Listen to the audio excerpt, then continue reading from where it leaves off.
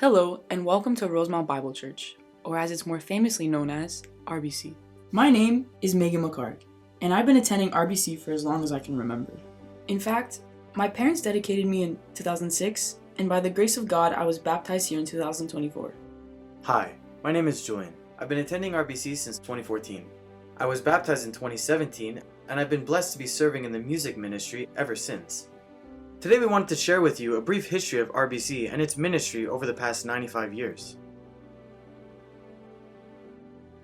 In 1929, a group of believers from the St. Antoine Church downtown were prompted by the Spirit to start a new initiative for the Lord in the East End.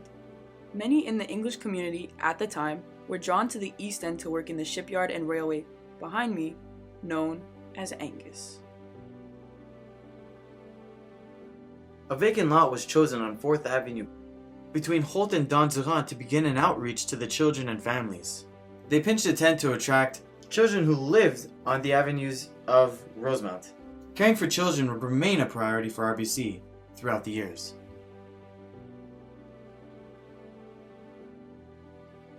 During that summer meeting, many were converted and baptized due to the preaching of evangelist George Bentley, who was from England, and Mr. Smith, who played songs for the kids on his fiddle.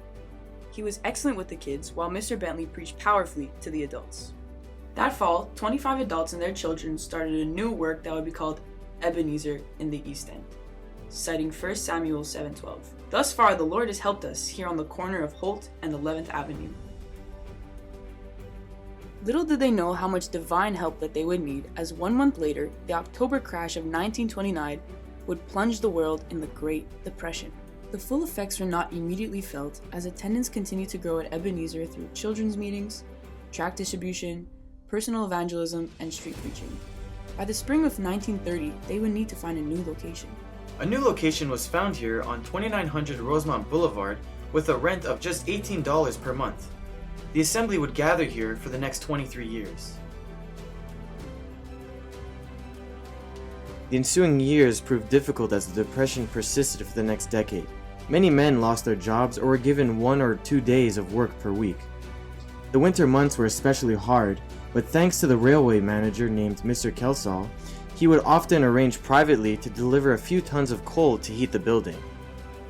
On Friday nights, Mr. George Dixon kept the youth spellbound using lanterns, slides, and projectors that itself would heat up the building. God faithfully provided through these tough times, even to the point of maintaining a collection of missionaries every third Sunday. In the late 40s, the assembly was poised for another important move. The elders secured 2 plots of land on 13th Avenue for $1,000 each, where an eventual church would soon be owned and built. In the spring of 1953, a groundbreaking service for the new building was held.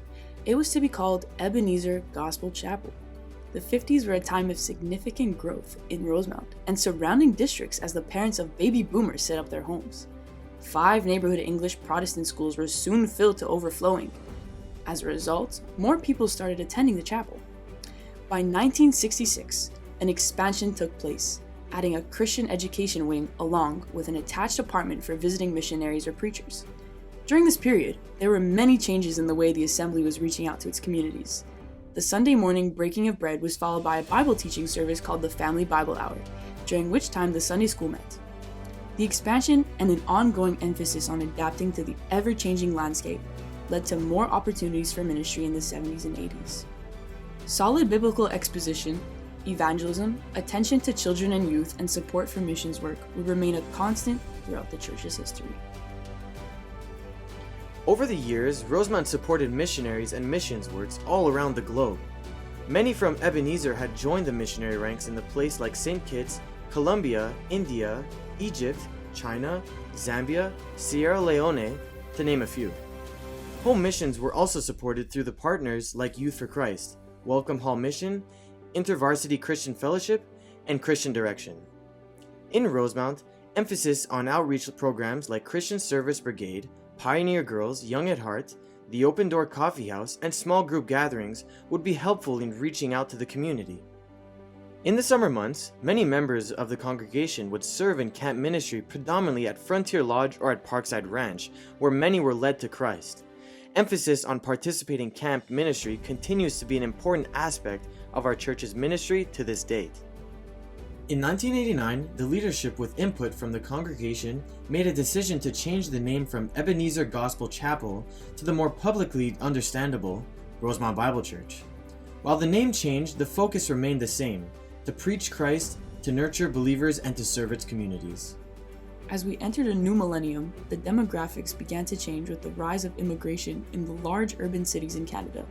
RBC has been blessed to welcome many newcomers in the last 20 years that has created a rich tapestry of cultures all sharing the same love for the Lord. In 2014, RBC went through its latest transformation. Pews were substituted for chairs so that the sanctuary could seat more people and have multi-purpose use. An elevator was installed to provide easier access for seniors and for those with limited mobility. Safety features were included in the Sunday school areas to ensure compliance with our Plan to Protect guidelines for children. Upgrades were made on all 3 floors of the church, including a new sound system, a more commercial kitchen, renovated floors, and washrooms. And repairs were made to our structural deficiencies as well. All this was made possible through the help of volunteers, staff, and God's direction and provision so that RBC can remain a beacon of light for Jesus in the Rosemount community. Indeed, thus far, the Lord has helped us in reaching our 95th anniversary. But by God's grace, it feels like we're just getting started.